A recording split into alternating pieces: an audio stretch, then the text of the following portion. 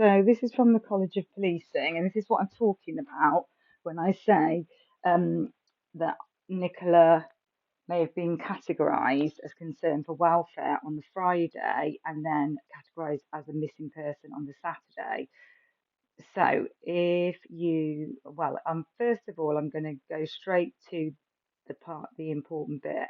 So bold writing, it is unacceptable to use the concern for welfare categorisation to avoid a full missing person investigation.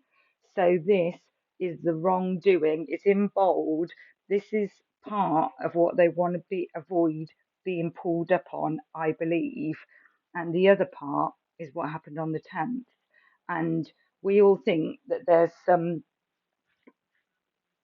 something bigger than there is, but it's police arse covering that has made it look more dodgy and possibly, I mean, it could be something else as well, but this is, I would say, definitely part of it, and maybe there's something else as well. I don't know. I mean, for example, it could be that the phone was somewhere else before on somebody's property, and regardless of whether they probably didn't have any involvement in the crime, that they didn't want it to be found on their property, and they took it to the bench.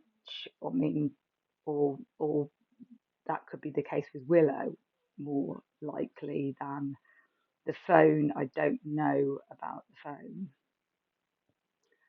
I mean, Ron talks about the red brick building. He couldn't have seen the red brick building from where he was where by the bench.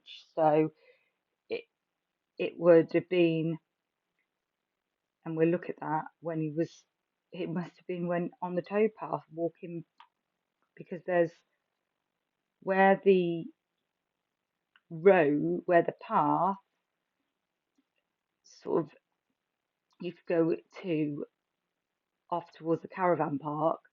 That's where the red brick building is, and the towpath then sort of veers a different way, and so it's got to have been what Ron's talking about. If he's not just if he's not just, I don't know if he's just making something up, saying it's gone to the toilet, and it's and but the fact that he's describing the red brick building and not saying the toilets or whatever, I thought she'd gone to it. There weren't even toilets there then, by the way, as well. They weren't open because there is now on Penny's caravan site website, it says new toilets. Um, and I think it's talking about not necessarily within the site itself. I mean, I could be wrong. We'll look at that also in another video, but I do have what their website looked like before and now. There's this bit about the toilets on there. Oh God, I'm going to have to make a video about that as well, aren't I? To show you. Right. Or should we just look at it now? Right. Well, what is it? What's it called? Wireside Caravan Farm.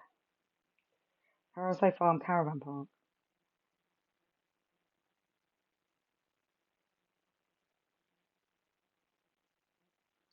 Yeah, there. Green writing under facilities. New extra ladies' gent toilet and wash facilities now open. I guess it could be within the grounds. It might have nothing to do with the brick building, and I might just be making associations where there aren't any, perhaps. Anyway, let's back to the concern for welfare. So command and control systems have concern for welfare or similar incident categories. There have been several cases where the police service have been criticised for misusing this category when the correct one was missing person. Call handlers should make careful inquiries of callers and seek advice from their supervisors to ensure that, as far as possible, incidents are correctly classified as missing person. If the information from the caller, when probed, indicates that this is the correct classification, if the initial classification is correctly assessed to be concern for welfare, but subsequently turns out to be missing person, the process for a missing person should be followed. Big, bold writing. It is unacceptable to use the concern for welfare categorization to avoid a full missing person investigation. Any such action may leave a vulnerable person at risk of harm.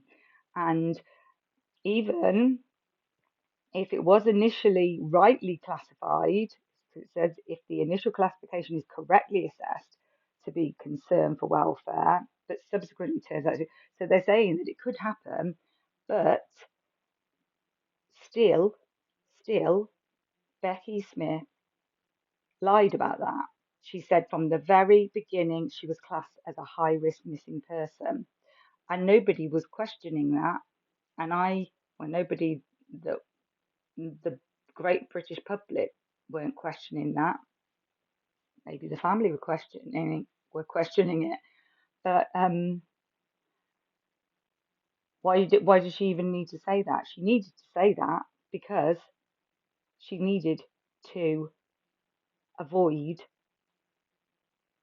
speculation that Nicola was incorrectly classified, and therefore Lancashire police did not fulfil their due diligence in searching for Nicola on the Friday. Although Bowland Pennine Rescue do claim something different.